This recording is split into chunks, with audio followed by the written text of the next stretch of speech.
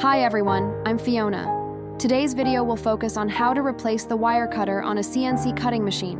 The following is the complete procedure.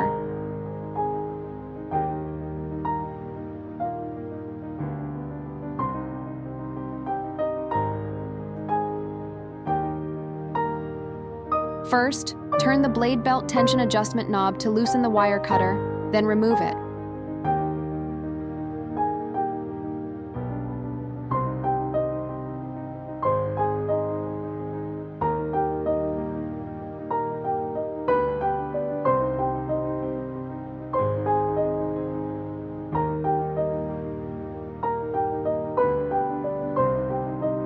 When installing a new wire cutter, you can adjust the wire cutter tension using the device on the side of the machine.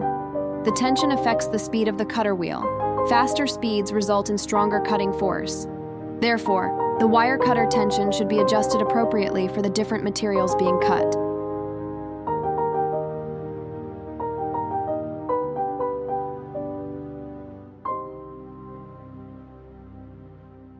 Thank you for watching. I'll see you in next video.